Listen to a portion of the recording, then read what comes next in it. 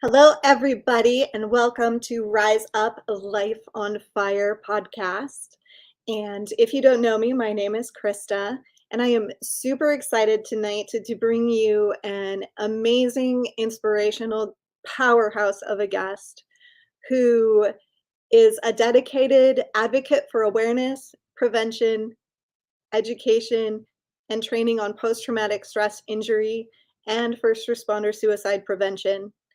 He speaks all over the country at law enforcement agencies and at first responder events. And I believe this is 8 weeks for his book being on the Amazon bestselling list in numerous categories. His book, Relentless Courage, Winning the Battle Against Frontline Trauma, which he co-wrote with an amazing friend of his who is a PhD, tackles the complexity of trauma within the law enforcement community, uncovering the unspoken barriers, and outlining a path to healing. So please welcome tonight, Michael Sugrue. Hello. How you doing? Thanks for having me on. I'm so excited to have you. I like talking to people who have a ton of experience serving their community, but who also have turned it around to do something huge to help those who serve the community. And you have followed that pathway heart and soul. So let's begin today just talking a little bit about who you are and who you were as a little boy. So who is Michael as a little boy? I was born and raised in the Bay Area here in California. And, as far back as I can remember, I've always been driven. I've always had a path. I've always had a plan. It's just, I don't know, some people call it a calling. And for me, it came at a very young age. My stepfather, he's the one who raised me along with my mother. And he was my hero. I mean, I looked up to him, since day one. And he was in law enforcement. And he actually first brought me into the fold at 8 years old, believe it or not. And I was a volunteer for a local police department here in the Bay Area. And, it was nothing all that crazy, but I would wash patrol cars. I would file paperwork. I'd hang around the station. And the coolest part was I got a laminated official ID card. And I remember just feeling like part of this family, like part of this group that was bigger than I was. And the highlight every year was riding in the annual parade with McGruff. And that was something that I always looked forward to. And I did that for a little bit. And eventually my father actually switched departments to the Richmond Police Department, which is also here in the Bay Area. Much different department, much bigger, in a very bad area. At the time, it was one of the most dangerous cities in California, if not the nation. And I actually became a police explorer there as a teenager and would do things like volunteer for parking control at fairs and different events. I would go to meetings. I went to a little mini police academy for police explorers. But the highlight really was doing ride-alongs. I mean, that's really where I solidified that this is what I wanted to do. Being there in the passenger seat and getting to ride with actual officers and seeing what they do day in and day out, and just that constant adrenaline rush of excitement going from call to call to call and stopping different people. And it was, all the way back then that I knew this is what I was going to do. And so honestly, I lined my life for a career in public service pretty much as far back as I can remember. So you always knew then. You didn't even there was never anything else for you. No other job experiences. You just jumped headlong in. Yeah, my path changed a little bit. My original plan was to go into federal law enforcement, into the FBI. And because of that, I aligned myself with a career in the military first. And in college, I got a full scholarship through the Reserve Officer Training Program through the Air Force. And I went into military police, which is known as security forces in the Air Force. And my original plan was to do my 4 years, which was my commitment, and get out and then go into the FBI. But a lot of things happened. 9/11 happened. I lived all over the world. I worked with different federal agencies. And I just realized that federal law enforcement wasn't where my heart was. It was actually back home in local law enforcement. So I ended up staying a little bit longer. I stayed in 6.5 years active duty. And luckily, I got stationed back in California at Travis Air Force Base, which literally was minutes from where I grew up. And at that time, I started applying to local law enforcement agencies. So I would say the path was always known. There were some changes, some bumps in the road, but the whole way along, I knew what I wanted to do. And so this literally was my dream from day one. So do you think your identity, are you one of those folks who's like just heart and soul, you just are an officer? That's not my identity now, but I think for a long time that was my soul, almost soul identity. And I wouldn't say that's a good thing or a bad thing, but because the thing is, for me, it was more than a job. I mean, it was a calling, and I saw it as a higher purpose. And it's something that I'll always be proud of. I mean, my service, my commitment is something that I look back on fondly. I think where we kind of lose sight of things is where we realize that that is important, but there's a lot of other things that are actually more important, like our families, like our loved ones, and in my case, like my daughter. And so when I look at what is my identity today, first and foremost, it's a father. I mean, for me, that is the most important thing that I've ever done. It's the most important thing I ever will do. And that is my true purpose. I mean, sure, there's, I speak, and I had a book just come out, and I've done other things, but what comes first and foremost is my daughter, and that's what matters most to me. So where did things transition for you? Because I know that you retired early. So what brought all of that about? Why early retirement? So about 8 years into my civilian career as a police officer, I was a newly promoted sergeant, and I was actually involved in a very heinous, critical incident, one where I almost died, one where other people almost died. And to make a long story short, I had to take a life to save lives. And that incident forever changed me as a person. It forever changed the path that I was on. And I didn't realize it at the time, but that 8 years of going through my career in law enforcement, I had been exposed to numerous traumatic incidents, and I never really addressed them. I didn't talk about them. I pretended like all these incidents and events just didn't bother me and they didn't phase me. And for me, this incident as a brand new sergeant is really what pushed me over the edge. And it's where I lost that feeling of invincibility. I mean, up to that point, I had been involved in numerous dangerous situations. I mean, tons. I'd pulled out my gun numerous times, and was undercover for a couple of years on a state drug task force. But for whatever reason, for me personally, this incident made me realize that even though I knew it the whole time, that my life could be taken in literally a second, in a heartbeat. And I think what made that so difficult and so impactful for me was that at the time, my daughter was only 2.5 years old. And as I mentioned, earlier, is my daughter is my everything. And all I could think about was what's going to happen when I'm not here for my daughter. Is she going to remember me? Is she going to know how much I loved her? And that was one of my biggest fears. And so I went from literally this feeling of being on top of the world where everything was perfect. I mean, my career was perfect. My home life was perfect. Everything was going as I planned it to be. And this incident, in literally a second, changed all of that. Was that just like a moment of clarity for you, or was there a process of, just feeling a little out of sorts or anything? Was it I just wouldn't say it was a moment of clarity. I mean, the only thing that was clear immediately was that I almost died.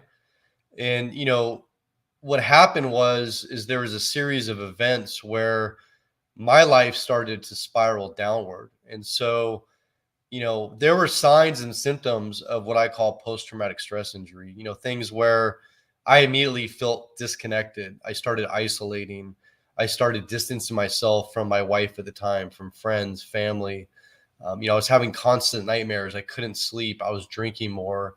And so there was things happening, but I was in denial of what these things were. I didn't acknowledge the fact that I had post-traumatic stress injury. I don't even think at that point I really knew what it was, because I never experienced it up to that point.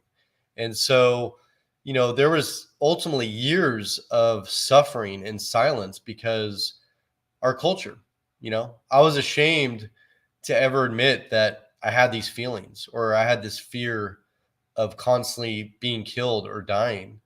And so because of that, I kept everything inside. I didn't have anybody I felt I could trust where I could actually openly talk to them about this stuff. And so because of the culture at that time, and it's still, things have gotten better, but it still prevails today, where we simply do not talk about this stuff. We equate being human, talking about our feelings, acknowledging the effects of the job. We acknowledge that as being weak, not as being courageous or being strong. And the reality of it is that, we're all human. And this job is very unique that we have. Being a first responder, whether you're a firefighter, a police officer, paramedic, a dispatcher, we're literally exposed to hundreds and hundreds of traumatic incidents over years. In some cases now, it could be up to 30 years of a career. Whereas the average citizen, maybe they might have one, maybe two in a lifetime, but yet we have hundreds of on-the-job traumatic incidents. And on top of that, we have all the same normal things at home. We have health problems.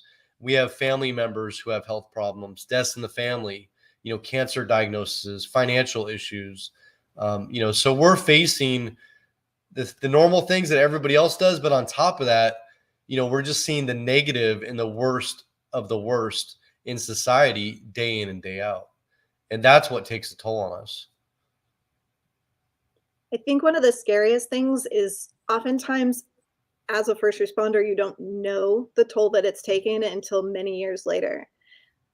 I remember the first year working in the emergency room, I was the girl who was like, bring it on. Bring me the worst of the worst. I'll take the worst cases. I'd be the volunteer that would, want to be in the trauma room. I would want to take the car accidents that came in because I didn't care what I saw. I didn't care how bad it was. I just wanted to be there and do the job. And I was excited about it. And it wasn't until just even a few years ago that the nightmares started hitting. And I started realizing the things that I saw. So it can just sit dormant for a long time, and you don't actually even know that accumulation of damage that's happened. So Well, I think a lot of that is that, when we're operational, we're good. I mean, we can operate in the most stressful situations and just go from call to call to call. And what I've seen, not just in my own experience, but in the volunteer work that I do and the people that I talk to across the country, is that oftentimes people don't realize how messed up they are until they actually retire. And usually it's a year, maybe a two in after retirement, where they're not operational now and they have nothing but time on their hands to start thinking about things. And they start looking back at literally all these events that they can't forget. They can't get out of their mind. In some cases, they can't get out of their dreams or their nightmares. Another common thing I've seen, which is very similar, is that oftentimes when officers are off duty on a physical injury, let's say they have like a knee issue or a back issue, maybe they're out getting physical therapy or getting surgery, but again, they're not operational. They're at home. They're now disconnected from their blue family. Their brothers and sisters aren't reaching out to them. They don't have that interaction. They don't have that operational mindset. And that's when, in addition to these physical injuries, they start realizing the actual true toll of the job, the toll of all these traumatic incidents year over year. Was it your experience at all that were you given any informed consent or any preventative training when you first started the job in terms of like an awareness of post-traumatic stress and suicide prevention and mental health awareness? Was any of that present when you started? I remember here in the state of California, the academy I went to, I think it was 880 hours. And they have these things called California Post learning domains. They're very specific, these different blocks of instruction. And I do remember a section on mental health, but the thing was, it wasn't geared towards our mental health. It was geared towards dealing with people on the street, the people we called 5150s, or the people that were gravely disabled or a danger to themselves, on how we deal with those people.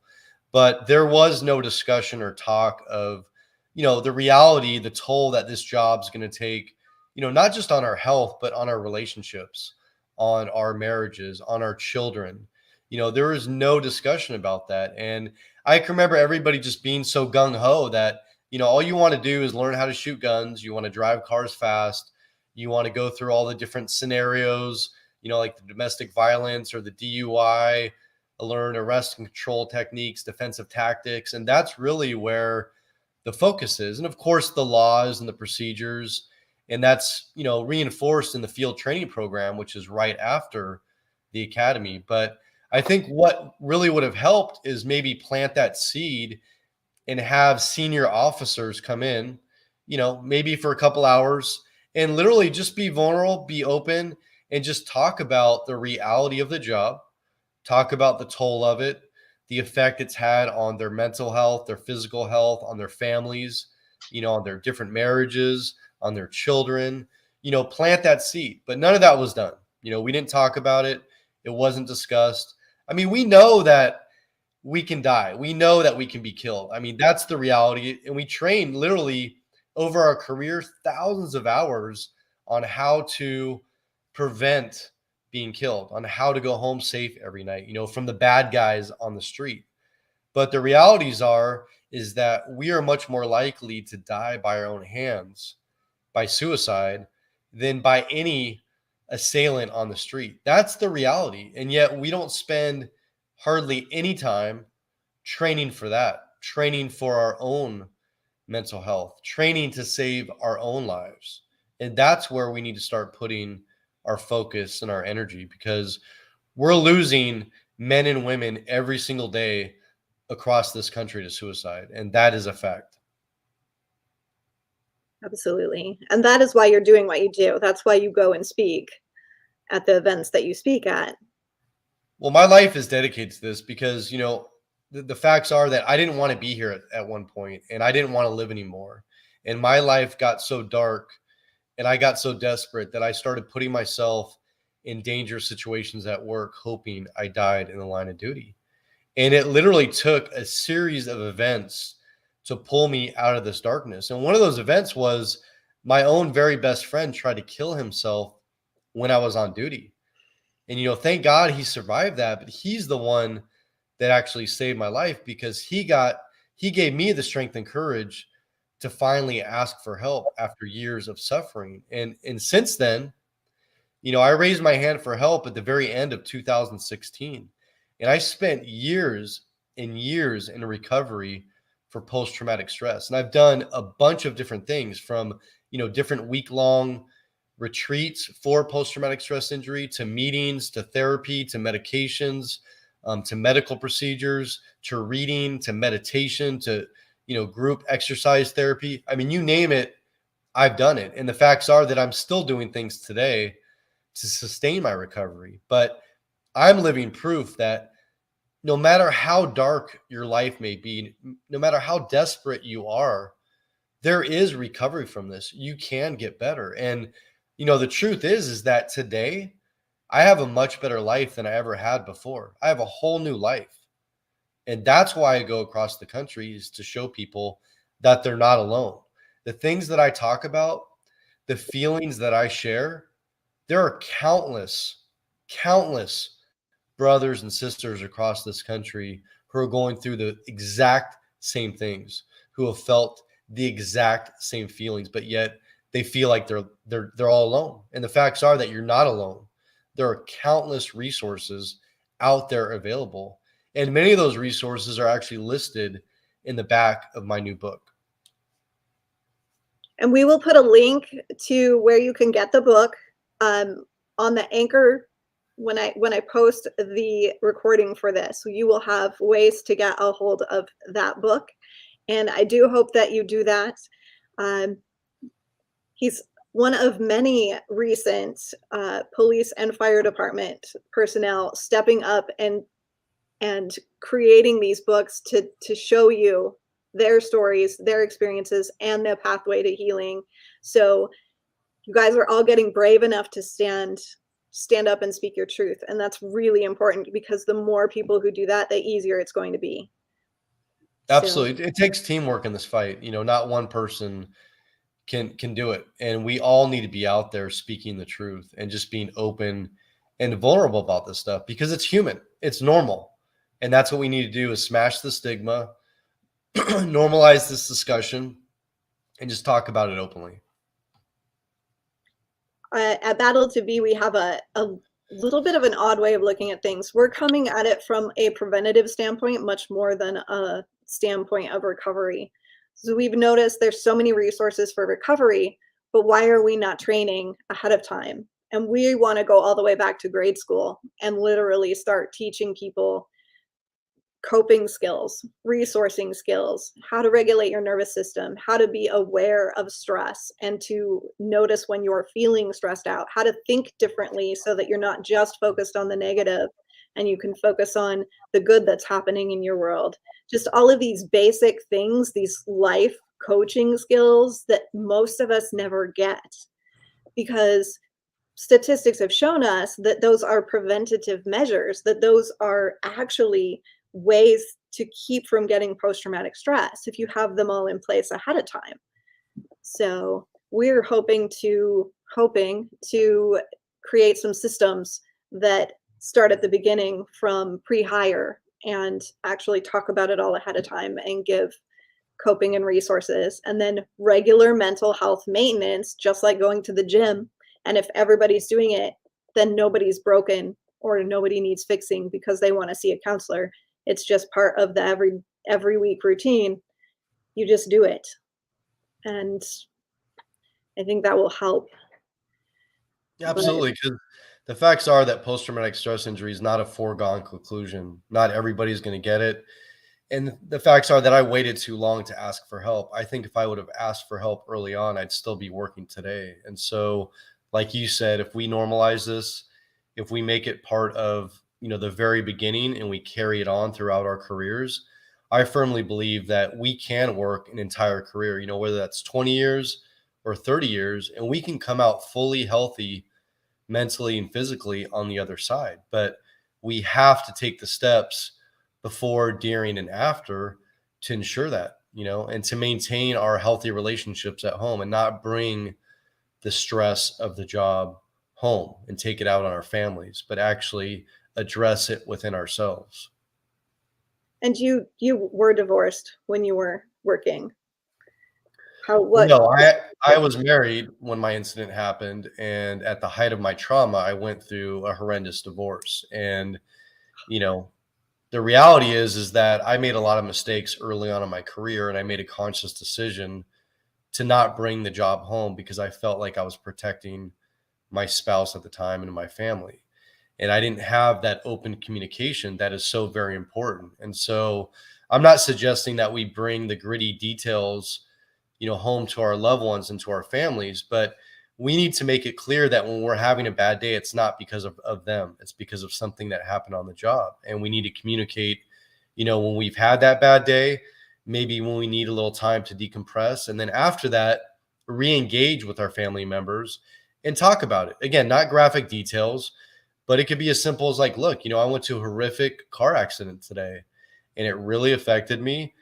And it's really brought me down. It has nothing to do with you. I just need to get through this. And, I'd like to talk to you about it and just let you know how I'm feeling about it. I mean, this is how we normalize it, right? But we don't do that. What we do is we come home pissed off. We come home in a bad mood. We then turn to alcohol. We start to numb ourselves. We're self-isolating. We're doing all these negative coping mechanisms that are honestly accepted within first responder world, like drinking, gambling, extramarital affairs, maybe porn addiction, substance abuse, all these things which have detrimental effects on us and on our post-traumatic stress. We need to start using the healthy coping mechanisms. And first and foremost, It's being vulnerable and it's communicating. I mean, those two things together can truly make a difference. I mean, it can save lives. Absolutely.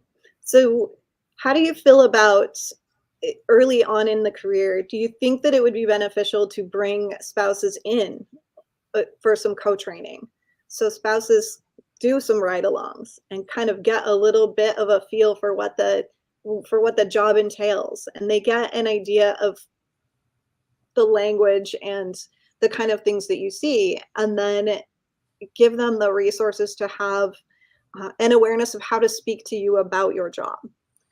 Do you think that Yeah, could of be? course. I mean, one thing that one of my own agency started doing shortly before I left was every year they would have like a 2-3 day event where they would bring in the spouses and partners, significant others of the officers. And there was all kinds of different things that happened, within those days, but they had open discussions with the administration. They got to see different forms of training, like shoot, don't shoot scenarios. They got to go to the firing range. They got to learn about all the ins and outs of the department, the different sections, the different assignments, the different capabilities. They got to talk to therapists and counselors. More importantly, they got to talk to other spouses and significant others and realize that, again, they're not alone. That, being a partner or a spouse of a first responder, it takes a lot. It takes a lot of work, and it takes a very special person to take on that role. And so, like that event, I think like having something like that, whether it's quarterly, once a year, again, maybe a day, maybe 2 days, 3 days, that could make, I mean, monumental changes where you're bringing them into this fold. Because, for some agency, it's kind of like us and them. It's like, you're at work and it's like this little thing where not everybody knows what's going on there, or we can make it a true family environment, because a lot of times people talk about the first responder family or the law enforcement family. Well, if that's the case, let's bring our own spouses, partners, and children, because at the end of this 2-3 day event that I told you that my agency did, at the very last day, they would have an event where they bring the children as well. And they would do like a barbecue, and it would be a fun event, a social event where everybody's getting together. And so I would definitely like to see more of that. I think that can really make a difference. I think that's hugely valuable, to bring the family into the family so that they're not outsiders. There's definitely an us versus them, and people who don't know the language and don't know the experiences, like you almost know, you walk into a room and you know who the people are that are in and who the people are that are not, and you just immediately are connected. And it's good for the connection side of things, but if you're on the outside, it's not so good. So I think that's where we lose a lot of ability to reach out to other people, is feeling like they're on the outside of some kind of wall, and like they're not safe, like they're not a part of it, or they won't understand. If that wall is thinner a little more pliable, I think that would be drastically different for us. So what do you Absolutely. And another key part of that is knowing the resources, knowing about EAP, or knowing about wellness programs, or knowing about the department therapist, or retreats like West Coast Post Trauma Retreat. But, not only letting the officers know about these resources, which I don't think we do enough of, but also letting the family members know about what resources are out there. Because, oftentimes our loved ones, our spouses, our children, they're going to see the warning signs. They're going to know when something's off. They're going to know when something's not right. And if they have a list of resources, or know at least where they can turn for help, I think that can also make a critical difference. And then also knowing that they can trust these people, knowing the chief or the captains or the lieutenants on a first name basis, where if need be, they can pick up the phone and feel comfortable and just say, look, I need to call you because I'm really worried about, my husband. Something's off, and I know he was involved in that incident, and, I need some help here. But establishing those open lines of communication, I mean, that can save lives. I mean, simply put, it will save lives. So I'm going to ask you a hard question. The last few years have been very different. The way that community has thought about and treated police officers. How do you feel like, how do you feel that's going to impact the next few years? How do you feel like our officers are handling that? Well, there's a lot to that question. And, the facts are that we are in a very difficult time where our officers are literally on an island where they don't feel supported by their own administrations. Many chiefs, they have to fall within the politics, and you've got city managers and mayors and council people, sheriffs, all these elected officials. And so there's a lot of political pressure going on. And literally, there's no support at any level. And I'm glad you're bringing that up because we need to also look inward and look at what can we do better to improve this relationship. And even like bringing our families in, we need to bring the public in. We need to educate them on the fact that we are human, educate them on the things that we see and deal with and how it affects us. And that's part of the reason why Dr. Shauna Springer and I wrote this book. First and foremost, it was to save first responder lives and military lives. But this book is not just for first responders, veterans, their loved ones. This book is for everybody. And I've actually, I actually did this myself for a gym I work out with. I reached out to 4 people who I've seen for a while. I didn't know them. They didn't know me. They didn't know what I did. And I actually approached them. They had no affiliation with law enforcement. And to be honest with you, they didn't have, I would say, the best opinion or best views of law enforcement. And I actually had them read this book. And it literally changed their entire perspective on how they look at police officers right now. I'm not saying that that's going to make up for all the bad experiences they had. I'm not saying it's going to erase what things they may have dealt with in their own personal lives. But the fact that by reading this book opened their eyes and changed their perspective and let them see the human side behind the uniform, because that's what we need to do. As agencies, as first responders, we need to see the public see the human side, the real us behind the uniforms. And so we need to do a better job by bringing them in and educating them as to what we have to do and the decisions, the split second decisions in many cases, life or death, that we have to make. And so I think there is hope. I think things are starting to turn around. I think the worst of the worst time was about a year and a half ago. I think we really hit a rock bottom, and times are truly tough right now. But I think the public is starting to realize that first and foremost, we can't defund the police. If anything, we need to fund the police better. We need to provide more resources. We need to provide mental health resources to our officers as well as to those in our community. And so there's different ways that we can work together, both the agency and the public, to make these things happen. So I see things as moving in the right direction, in a positive direction. And I truly have hope that things are slowly starting to get better. Good. And you're noticing a shift departmentally as well with a lot of the people that you're talking to. Some of these more aggressive tactics to bring mental health to the forefront of conversation are starting to be implemented more naturally. They're starting to be accepted more often. Absolutely. And what I love is when I go to a conference full of, police chiefs and sheriffs and the high ups of these departments, and the whole conference is all shaped around officer wellness and mental health. I mean, that shows you that people are starting to listen to this, that they're starting to value it, and that changes are starting to happen. And don't get me wrong, there is still a long ways to go. And depending at where you're at in this country, like California, for instance, even within the state, there's different areas where some areas are much more advanced, much more progressive than others. But I've been to places in the Midwest where honestly, they're behind the times. And I've had officers line up to speak with me after I've given my presentation to talk about how they've been outcasted by their peers and by their higher ups because they did ask for help. And so I do know there's a lot of work to be done, but I also know that there are positive changes being made and things are starting to happen. And because of that, lives are being saved. That's the reality of it. By talking about this stuff, lives are being saved, and that's what matters most. So thank you so much for being here with us. What is the most important thing? What would you want to leave our audience with?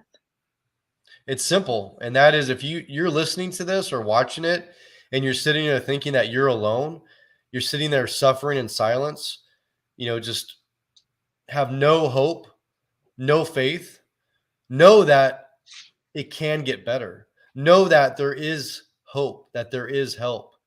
But you have to have the strength and courage to raise your hand and ask for that. And I promise you, if you do, and it's not going to be easy, it's not going to be quick. It's going to take a lot of work. It's going to take a lot of perseverance and patience. But there is a whole new life on the other side. Just ask for help, please. You're not alone. Thank you so much. Thank you.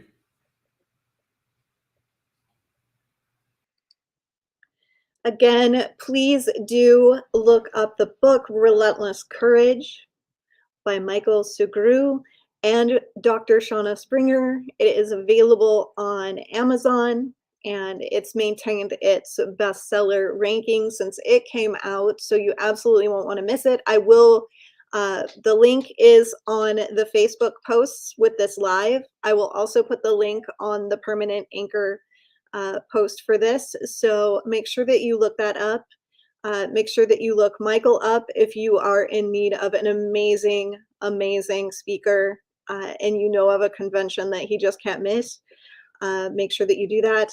Again, if you are struggling, please reach out. We are compiling a list of resources for our website. We have a number of other organizations that we are partnered with or that we are referral partners with, and they also are compiling resource lists. So we are striving to get all of these resources together so that you guys all know, no matter where you are in the country, where you can reach out and what nonprofit organizations are vetted and are offering free services or low-cost services for you and for your families. So we will make sure that you have that information. Tonight, I want to thank my sponsors, Right Next Door Designs, and our brand new member of the board, Michelle Mason Harper. We are extraordinarily happy to have her on our team. I think she's going to be an amazing asset for us. And we are actually still looking for some board members. So if you love what Battle to Be does and you want to get involved, we definitely can use some amazing folks who have the heart for this work and who want to help us out.